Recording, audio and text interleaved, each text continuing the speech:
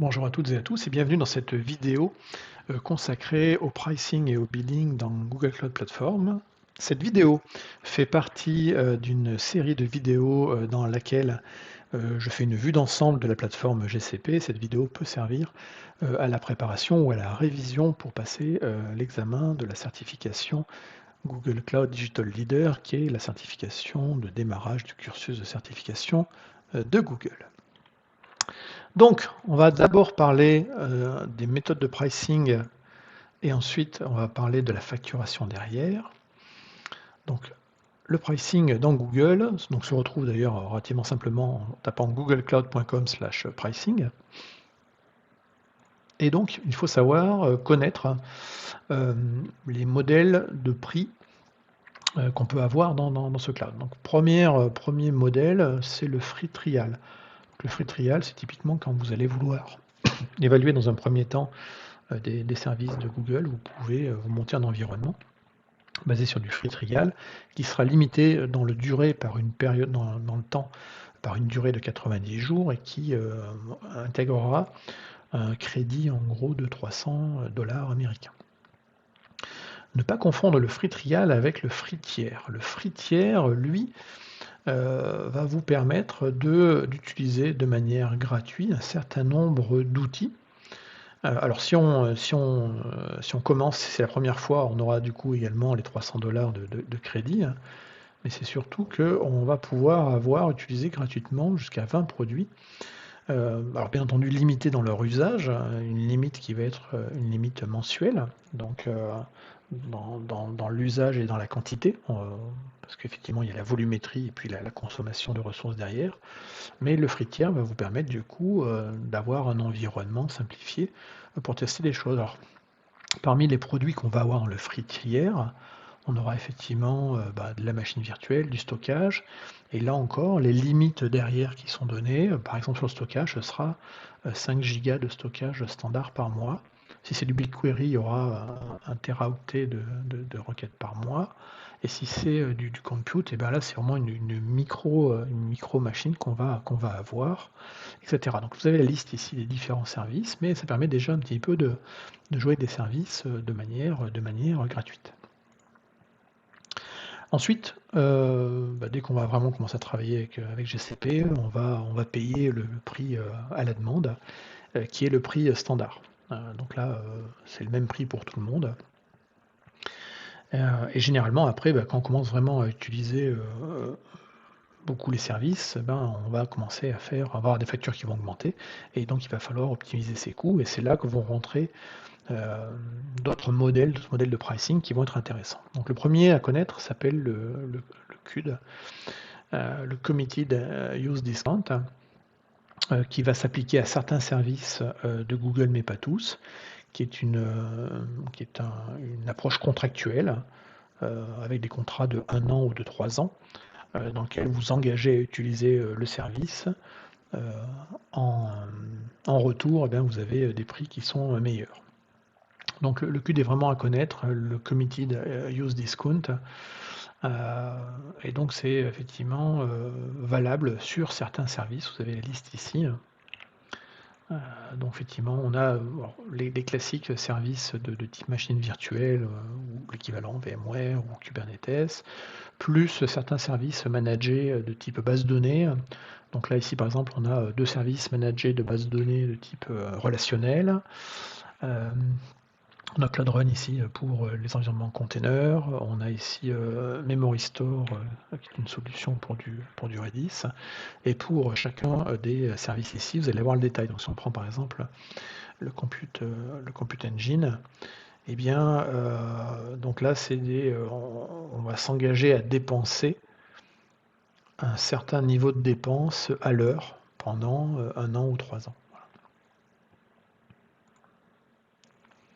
Ensuite, le deuxième vecteur d'optimisation s'appelle le Sustain Use Discount. Là encore, ça va s'appliquer sur des ressources spécifiques, des ressources de type compute. Et donc, on va pouvoir avoir des économies allant de 20 à 30%. Et en gros, là, c'est un passing saving. En gros, c'est plus vous utilisez la ressource sur le temps, plus vous allez avoir d'économies. Voilà. Donc par exemple, des ressources qui sont utilisées plus de 25% d'un mois de facturation, et des ressources sur lesquelles il n'y a pas d'autre optimisation, eh bien automatiquement vont recevoir un petit rabais du fait qu'il est utilisé sur le temps. Donc là, il n'y a pas d'approche contractuelle, c'est vraiment quelque chose qui est fait simplement parce que la ressource tourne un certain temps et qu'elle n'est pas couverte par d'autres mécanismes. Toujours dans le monde de la machine virtuelle, on a la notion de preemptible VM instance, qui sont des machines virtuelles qui peuvent être préemptées, reprises par le fournisseur, ou dont la capacité peut être reprise par le fournisseur à tout moment, et qui peut être interrompue tout le temps. Alors, les preemptible VM sont l'ancien nom, entre guillemets. Désormais, c'est noté dans la documentation, on va parler plutôt de spot VM, qui sont donc la dernière version des preemptible VM, même si c'est à peu près la même chose. C'est juste dans la nomenclature où, là encore, Google s'est aligné en termes de nom par rapport à la concurrence. On parle d'instance spot également chez AWS ou chez Azure. Et donc, l'économie réalisable derrière, vous voyez qu'elle peut aller donc de 60 à 91% d'économie. Effectivement, le seul problème lié aux instances les préemptibles ou les spots, hein, c'est que à tout moment, ça peut être arrêté. Donc ça ne marche que pour des workloads qui sont conçus pour être arrêtables. Ça peut être des batchs, ça peut être des entraînements de machine learning, ça peut être des nœuds dans un cluster Kubernetes, mais il faut le prévoir. Voilà. Et donc, voilà, je l'ai dit, 60 à 91%. Donc, preemptible VM ou spot VM, globalement, c'est la même chose derrière.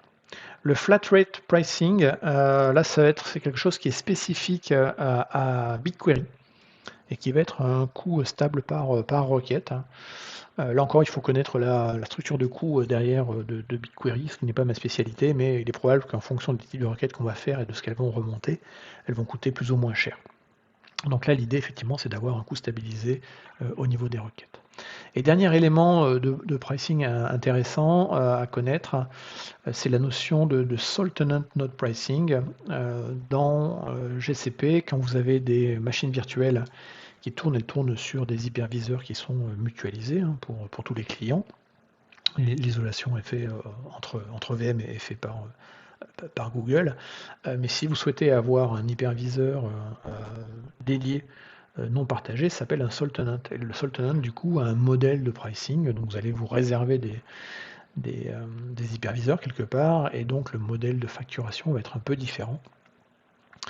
Et donc il va y avoir un peu de choses à retenir. Donc le prix d'un nœud va dépendre du nombre de vCPU qu'il y aura sur ce nœud, de la mémoire, de la région.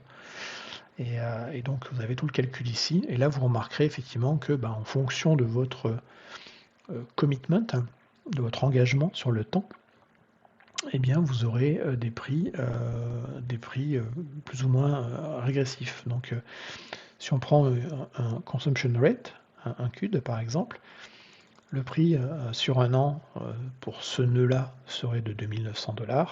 Si on est sur 3 ans, et ça c'est normal, on aura un prix de 2000. Une erreur là. Oui, c'est pas 200 $. C'est le prix à l'heure ici. Voilà. En mettre en mois, ça sera mieux. Donc on reprend sur un nœud sur donc un CUD de 1 an, eh bien on sera à 2100 et on sera à 1600 si on est sur 3 ans. Donc là encore, retenez toujours que l'engagement sur le temps fait forcément réduire le prix qui est derrière. Voilà. Dernière chose à connaître sur la partie prix, c'est qu'il existe une calculatrice qui s'appelle le Pricing Calculator, qui est un outil web qui va vous permettre d'évaluer les coûts de vos ressources avant même de les avoir déployés. Et donc vous allez simplement sélectionner ici les services qui vous intéressent. Par exemple, si c'est une VM, ici on peut dire qu'on veut une VM. Quel est l'OS qui sera utilisé derrière, par exemple. Là, vous mettez un descriptif, la taille de la VM, etc. Et puis ensuite, vous le rajoutez dans votre estimation. Je ne vais rien préciser comme ça, voilà, en mettant le minimum. Il me dirait, comme je n'ai pas précisé la région, il me dit c'est la UOA. En considérant qu'une machine tourne 730 heures par mois, ce qui correspond à 30 jours, sur un modèle normal de ce gabarit-là, avec le software payé, eh bien le coût serait ainsi. Voilà, donc c'est une calculatrice, ça vous servir à estimer combien ça va coûter derrière. Donc vous voyez qu'il y a plein d'options derrière, et plus vous rajoutez des choses, ben, vous aurez compris, hein, plus la facture ou l'estimation augmente. Donc là, on a parlé ici de la partie purement prix. Il faut parler également de la partie facturation derrière. Donc, on va avoir la notion dans GCP de Cloud Billing Account. Donc un Cloud Billing Account, il va se retrouver, donc on va retrouver ça dans la console de Google, et il va vous permettre de savoir qui va payer pour un ou plusieurs projets. Donc en gros les ressources qui sont derrière. Donc un Billing Account va englober un ou plusieurs projets, ça c'est la première chose à retenir. Je rappelle dans une vidéo, le projet se situe sous les folders, entre les folders et les ressources. On met des ressources dans un projet et puis on peut mettre éventuellement plusieurs projets dans un folder. Le billing account, lui, va être associé à un ou plusieurs projets. Et on peut avoir un billing account de type online en mode self-service. Et dans ce cas-là, effectivement, on va associer à ce billing account une carte de crédit, de débit. Et puis on peut également avoir un offline account, c'est-à-dire en gros recevoir une facture et du coup ensuite la payer au travers d'un chèque ou d'un transfert, d'un virement. Du coup, le billing account, il va y avoir des rôles spécifiques qui ont existé dans la partie Identity and Access Management. On peut également le définir par une Identity and Access Management Policy. Mais vous avez plusieurs profils qui vont exister. Le billing account créateur, l'administrateur, le user, le viewer ou le project billing manager. Là encore, l'idée, c'est de donner juste ce qui est nécessaire aux gens. Donc si on prend par exemple le billing account administrateur, lui il va avoir le droit de gérer, mais pas le droit de créer un billing account. Et le user, lui, va pouvoir simplement lier un projet à un billing account. Donc là encore, ça c'est important. Dans l'organisation, plus elle va être complexe, plus il va falloir effectivement bien donner les droits minimaux, list privilege.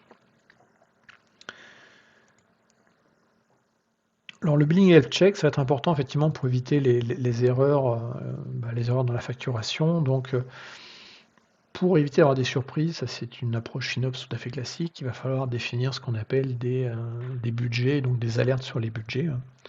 Donc un budget, globalement, il va être lié à un périmètre, un scope.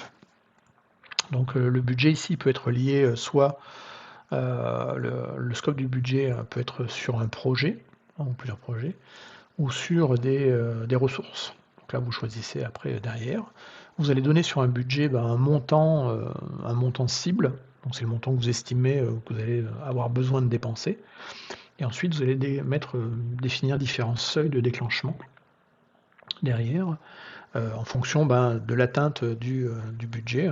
Et ensuite, vous allez prendre des options de notification, donc soit par email, soit en publiant par exemple des informations dans un PubSub,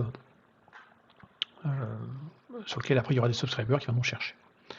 Donc la notion de budget est hyper importante, il faut absolument la connaître, parce que c'est le garde-fou finalement pour éviter d'avoir des grosses surprises. Et donc lisez un petit peu les budgets, c'est toujours intéressant à connaître derrière. Voilà. Donc le budget effectivement peut envoyer des alertes au billing administrator, mais peut l'envoyer également à des gens qui seront en charge effectivement de surveiller le budget derrière. Et puis on peut également automatiser des réponses, par exemple dire on envoie l'alerte dans un PubSub, une Cloud Function derrière va venir le traiter, va utiliser les API du billing et puis va changer par exemple, va caper les dépenses. Donc bien entendu avec la facturation via la notion de reporting également. Donc il y a différents rapports qui sont disponibles dans l'outillage. Billing report, donc le billing report va vous donner en gros les tendances derrière de ce que vous avez dans vos environnements. Quels sont les projets qui vont coûter le plus cher, quels sont les services qui coûtent le plus cher, comment forecaster, etc. Voilà, donc en gros c'est vraiment le détail de la facturation. Après, si on veut aller encore plus dans le détail, on peut avoir effectivement le Cost Table Report qui va qui est customisable déjà et qui vous permet d'exporter finalement ce que vous avez pu voir dans le billing report sous la forme d'un CSV de le retraité derrière. Ensuite, vous avez le Cost Breakout Report. Là, l'idée, c'est d'avoir une vue en waterfall qui vous permet de voir vos coûts et également les économies que vous avez pu réaliser par les différents vecteurs d'optimisation. Et donc, ça permet là, du coup, de visualiser de manière un peu plus simple également la facture. Et puis, dernière chose, on en avait parlé dans le pricing tout à l'heure, mais on peut également avoir un rapport sur l'ensemble des prix de tarification pour voir donc du coup les prix des SKU de Google et inclure également les coûts de réduction possibles derrière. Donc ça c'est la partie cloud billing et ça c'est du pur GCP. Et vous avez la notion de Google Payment Profile qui est lui plus global à l'ensemble des services de Google et qu'on va connecter entre guillemets aux différents services.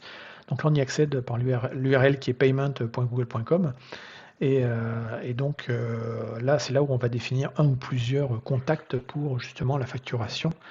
Et donc on va avoir deux types ici de profils de paiement, soit un profil de type individuel, typiquement moi je pourrais avoir un profil de paiement individuel avec ma carte de crédit, ou alors on peut avoir un profil business, hein, et là le profil business, effectivement, ce sera une organisation derrière, avec une gestion offline des invoices parce qu'il y aura la configuration de transfert bancaire, de facture, etc.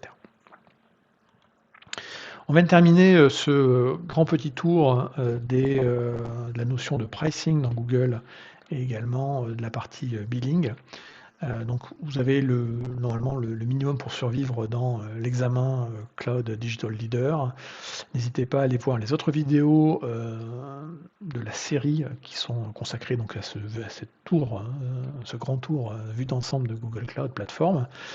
Les liens sont dans la description, les liens vers les vidéos ou la playlist, ainsi que le lien vers la mind map que j'utilise et que vous pourrez réutiliser avec les liens qui sont cliquables. Merci et au revoir.